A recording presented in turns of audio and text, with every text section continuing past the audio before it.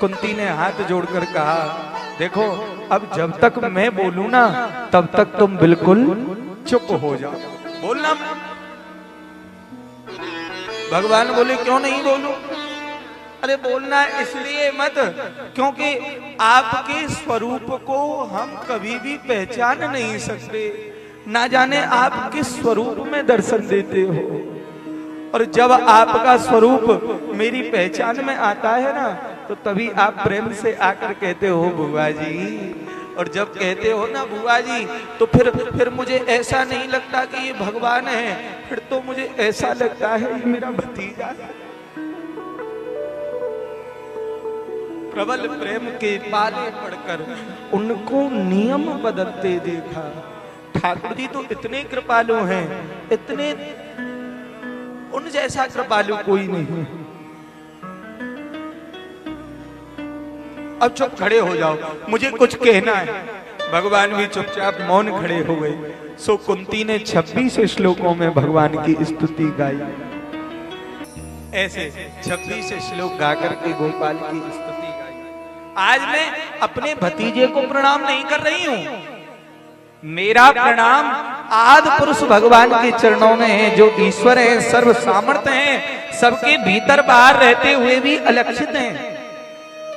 भीतर भी वही है और बाहर भी वही है, लेकिन फिर भी दिखाई नहीं पड़ रहे, सबके अंदर बैठे हैं।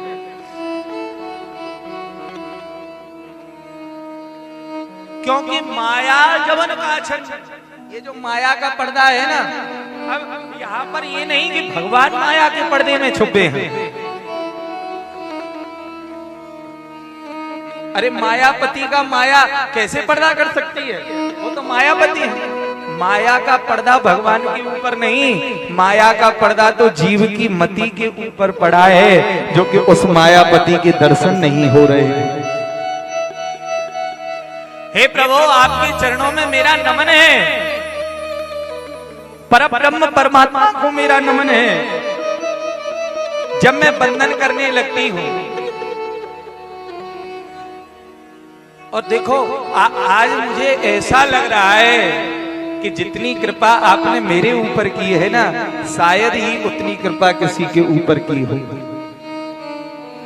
मेरे ऊपर कृपा है जितनी, उतनी कृपा तो तुमने अपनी माता देवकी के ऊपर भी नहीं की। भगवान बोले वो कैसे? तुम्हारे ऊपर क्या ज्यादा कृपा कर दी? कुंती ने हाथ जोड़कर कहा, गोपाल मेरे ऊपर कृपा है। यदि तुम मेरे बराबर कृपा अपनी माता देवकी पर भी करते तो अपनी माता देवकी की भी 6 संतानें आपसे पहले जो हुई थी उनको बचा लेते, लेकिन वो 6 संतानें नहीं बची। मेरे 5 बालक जिनके पग पग पर मृत्यु सामने खड़ी थी, आपने उनकी रक्षा कर ली। तो कृपा आपने उसके ऊपर ज्यादा की या फिर मेरे ऊपर? अरे मेरा बेटा भीम, इसको जहर विषयुक्त लड्डू खिला दिए थे, लेकिन जब यही पुत्र मुझे बाद में प्राप्त हुआ तो 10,000 हाथियों का बल इसके अंदर था। कहां तक आपकी बढ़ाई करूं? बड़ी कृपा है आपकी। भगवान ने कहा, बुआ जी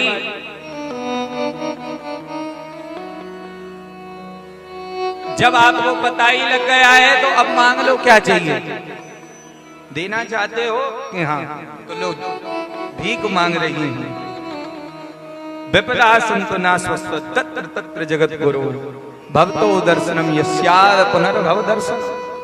आप देना चाहते हो एक विपत्ति दूर ना हो तब तक दूसरी विपत्ति आ जाए। यह वर मांगो गोपी जन वल्लभ,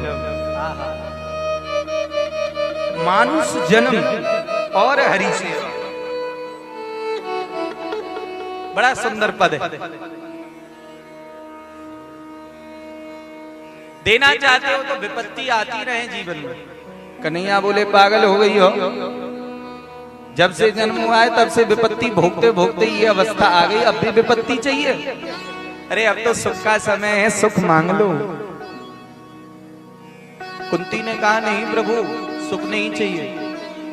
अरे क्या करेंगे उस सुख को लेकर के, क्योंकि आपकी याद तो ज्यादा दुख में आती है, सुख में आपकी याद नहीं आती गोपाल, नहीं आती, दुख में ज्यादा याद। अरे भैया संयोग ना मिले, वियोग मिलता रहे, तो इसीलिए पुष्टि मार्ग में विप्रयोग वियोग को भी सर्वश्रेष्ठ बताया है, क्योंकि जब भगवान से दूर होते हैं ना तो उनकी याद ज्यादा आती है, श्री वल्लभ से दूर हैं तो याद ज्यादा आ रही है।